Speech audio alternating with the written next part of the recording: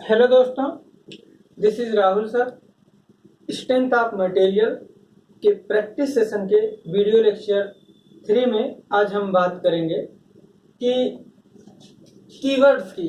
पिछले लेक्चर में हमने स्टील के स्ट्रेस स्ट्रेन कर्व की बात की थी, जिसमें कुछ चीज़ें छूट गई थी जिसे बताना बाकी था। तो आज हम बात करेंगे।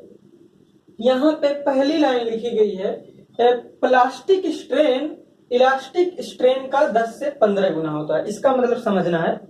हमने स्ट्रेस स्ट्रेन कर्व जब पढ़ा तो ये पाया था कि स्ट्रेस स्ट्रेन कर्व देखा स्टील का तो हमारा कुछ इस तरह से था। तो यहां से ये यहां से यहां तक जो स्ट्रेन है वो इलास्टिक स्ट्रेन है, और इसके आगे का जो स्ट्रेन होता है वो कौन सा स्ट्रेन होता है? प्लास्टिक स्ट्रेन होता है। तो खास बात याद करने वाली क्या है कि प्लास्टिक स्ट्रेन जो होता है वो इलास्टिक स्ट्रेन का 10 से 15 गुना होता है। ठीक।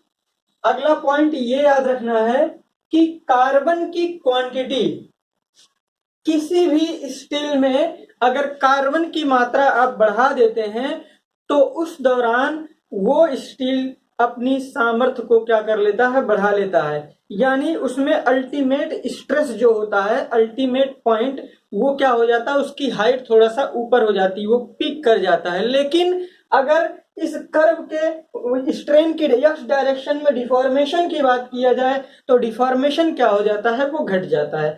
तो बड़ी बात याद करने वाली क्या है कि कार्बन की मात्रा बढ़ाने पर अल्टीमेट स्ट्रेस बढ़ जाता है, लेकिन जो डिफॉर्मेशन होता है यानी स्ट्रेन जो होता है वो क्या हो जाता है? घट जाता है। तो कार्बन की मात्रा बढ़ाने पर अल्टीमेट स्ट्रेस जो है बढ़ता है, जबकि स्ट्रेन क्या हो जाता है डियर? वो घट जाता है। अगला कीवर्ड्स क्या है? यील्डिंग एक वर्ड आया था, हमने स्ट्रेस स्ट्रेन कर्व में बताया था। यील्डिंग क्या होती है? तो यील्डिंग कार्बन के मॉलिक्यूल्स का, चूंकि स्टील जो है वो एक एलॉय है और स्टील बनी किसका है? आयरन और कार्बन से। तो कार्बन के मॉलिक्यूल्स का आयरन के मॉलिक्यूल्स के साथ फिसलना, कार्बन के मॉलिक्यूल्स का आयरन के मॉलिक्यूल्स के साथ फिसलना, या slipping of carbon atom, carbon atom का स्लिप करना ही क्या कहलाता है? यील्डिंग कहलाता है। अब यील्डिंग में होता क्या है विशेष? यील्डिंग के दौरान पदार्थ अपनी स्ट्रेंथ को क्या कर देता है? खो देता है। यानी स्ट्रेस अचानक में क्या हुआ था? नीचे गिर गया था। तो यहां पे लिखा गया है स्टील में कार्बन एटम का स्लिप होना या फिर स्टील का अपनी इलास्टिसिटी का खोना या स्ट्रेंथ का खोना ही क्या कहलाता है? आपका यील्डिंग कहलाता है। ठीक। अच्छा, एक बात और याद रखिएगा, चूंकि स्टील में क्या पाई जाती है? यील्डिंग पाई जाती है। और जब भी हम किसी स्टील के मेंबर की डिजाइन करते हैं तो फैक्टर ऑफ सेफ्टी जो होता है वो कहां पे लगाया जाता है? यील्ड पॉइंट पे लगाया जाता है। चूंकि स्टील में 2 यील्ड पॉइंट है, एक अपर यील्ड पॉइंट है, दूसरा लोअर यील्ड पॉइंट है। तो अगर आपसे ये पूछा जाए क्वेश्चन कि जो फैक्टर ऑफ सेफ्टी डिजाइन में लगाया जाता है वो अपर यील्ड पॉइंट पे लगाया जाता है कि लोअर पे लगाया जाता है, तो यहाँ पे आपको याद रखना है कि डिजाइन का हर नियम जो होता है वो लोअर यील्ड पॉइंट पे लगाया जाता है, क्योंकि अपर यील्ड पर जो स्ट्रेस होता है वो उस पदार्थ के शेप साइज पर भी निर्भर करता है। यानी अलग अलग शेप और साइज का स्टील का अगर कोई मेंबर आप ले लेते हैं और उसका stress strain curve tensile test में आप ड्रा करते हैं तो अल्टीमेट स्ट्रेस जो होता है वो वेरी करता है, लेकिन माफ करिएगा, अपर यील्ड स्ट्रेस जो होता है वो बढ़ता वेरी करता है, जबकि लोअर यील्ड स्ट्रेस क्या होता है? वो नहीं करता है। ठीक। तो हमने यहाँ पे लिख दिया है नोट में, यील्डिंग के दौरान पदार्थ अपनी स्ट्रेंथ को खो देता है, डिजाइन का हर नियम लोअर यील्ड स्ट्रेस पर लगाया जाता है, अपर यील्ड पे क्यों नहीं लगाया जाता है ये बता दिया। ठीक। अब देखो, अब बात करते हैं, हमने बोला था स्टील जो होती है उसकी अलग अलग कैटेगरी होती है। कार्बन की मात्रा के आधार पर स्टील को 3 भागों में बांटा गया था। एक था माइल्ड स्टील, दूसरा मीडियम और तीसरा हाई कार्बन स्टील। तो हाई कार्बन स्टील से जो क्वेश्चंस बनते हैं हमारे पास, वो यहाँ पे मैं ऑलरेडी नोट करके रखा हूं।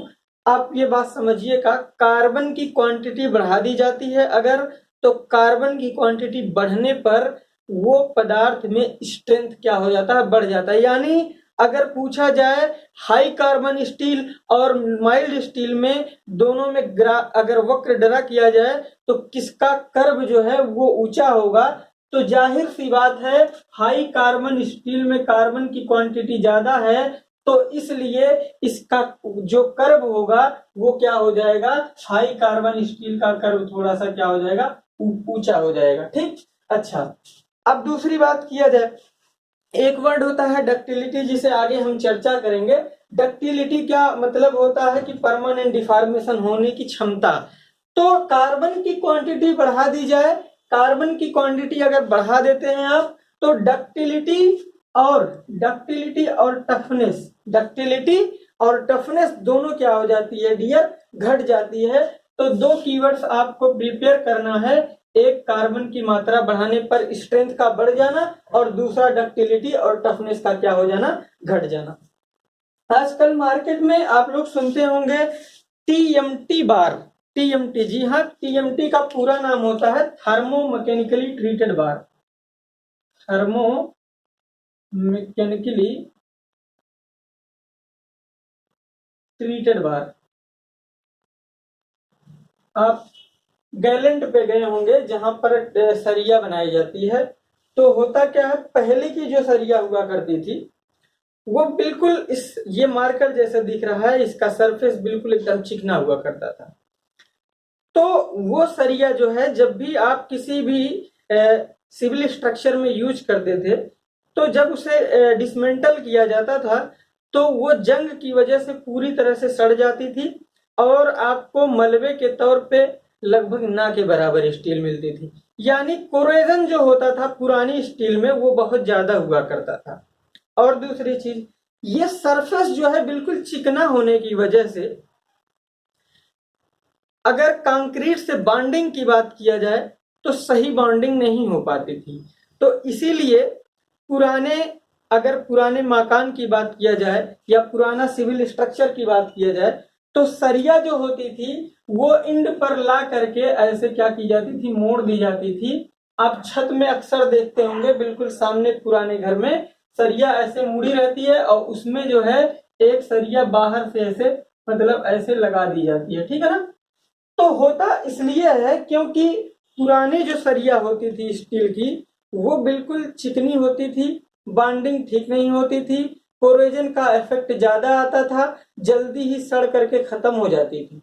ठीक, तो इन सब का उपचार करने के लिए एक नया नाम आया मार्केट में, उसका नाम है थर्मो मैकेनिकली ट्रीटेड बार। और इसे क्या किया जाता है, इसकी सतह को अगर आजकल की सरिया की सरफेस को देखोगे तो जिस तरह टाइगर के मतलब बॉडी पर ऐसे धारा रेखाएं पाई जाती है, उसी तरह आज की सरिया में भी क्या पाई जाती है, धारीदार पाया जाता है। ठीक, तो वो जो इस तरह से बनी रहती है डिजाइन, वो क्या करती है, बॉन्डिंग करती है कंक्रीट के साथ, वो बढ़िया से बॉन्ड करता है। ठीक, अब थर्मो मैकेनिकली ट्रीटेड का मतलब क्या होता है, आज की सरिया अगर काट करके देखा जाए तो बीच में जो हिस्सा होता है वो बहुत सॉफ्ट रहता है, आप देख लीजिएगा, और आउटर सरफेस के पास हल्का सा क्या होता है, गाढ़ा पाया जाता है।